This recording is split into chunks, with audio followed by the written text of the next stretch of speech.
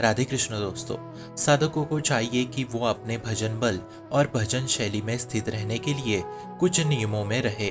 वो नियम कुछ ऐसे है कि पूरी एकाग्रता मंत्र में करना, गिनती में नहीं, केवल मंत्र में।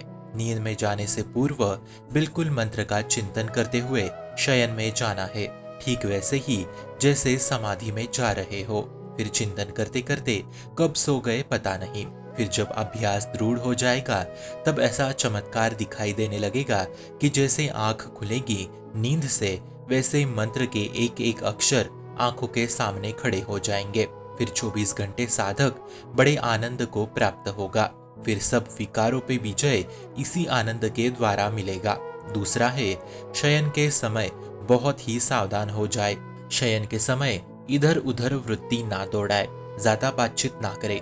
बिल्कुल मृत्यु के समय जैसे सावधान हुआ जाता है ना, ठीक वैसे ही शयन के समय सावधान हो जाइए।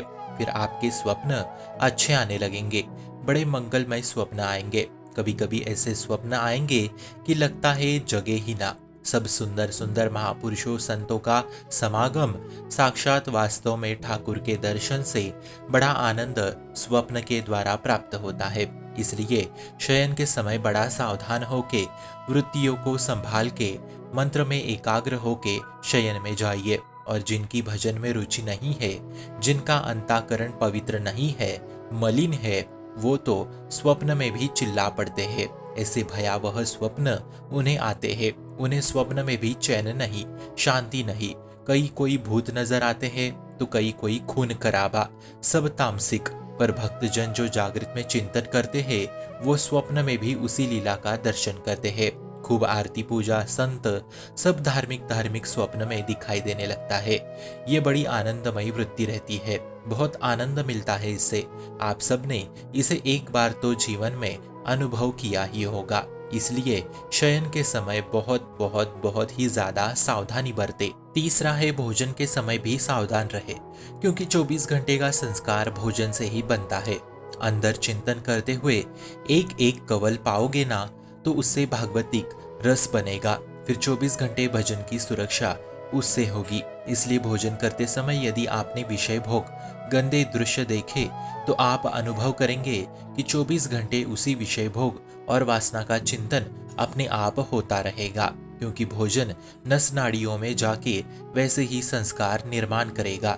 तो नींद के समय अपनी रुचि जैसी हो वैसे भगवत चीजें करें। माला, मंत्र, नाम, भजन, पाठ, नामावली, जिनमें आपकी रुचि हो वैसे ही करें। पर उत्तम बात यह है कि शरीर शांत करके, मन एकाग्र करके मंत्राकार वृत्ति से सो जाए। फिर कब सो गए पता नहीं चलेगा।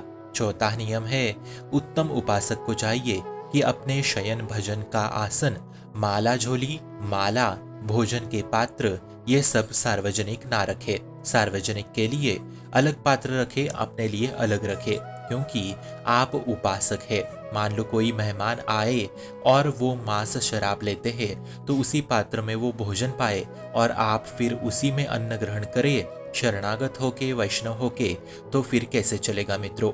हमारा आहार विहार भी सुरक्षित होना चाहिए। और अपने स्वतंत्र के लिए अलग पात्र रखे, उसी को साफ करके बार बार इस्तेमाल करते रहिए। उससे आपकी भजन की वृत्ति बढ़ेगी, भजन परमाणु बढ़ेंगे। पांचवा है, जैसे अपनी शैया है या भजन आसन है, तो ऐसे में मेहमान आए और कोई दूसरा कमरा नहीं है घर में, तो फौरन अपने शैया पे एक नया वस्त्र या कोई सार्वजनिक वस्त्र बिछा दीजिए। फिर वो मेहमान गए तो पुनः वो वस्त्र हटा दीजिए, हमारा अपना अलग रखे। ये सब करने से आपको भजन के परमाणु मिलेंगे, जिससे भजन की वृत्ति बढ़ेगी। और वही आपका कक्ष अपना अलग है तो बहुत ही बढ़िया बात है। तो ये 5 नियम ध्यान में रख के चले, जिससे आप उत्तम साधक की श्रेणी में गिने जाओगे। शुभम भवतु कल्याणमोस्तु। भक्ति का प्रसार करने हेतु इस चैनल को अपने मित्र और परिवार संग शेयर जरूर करें और भक्ति दृढ़ करने हेतु इस चैनल को सब्सक्राइब करना ना भूले। राधे राधे।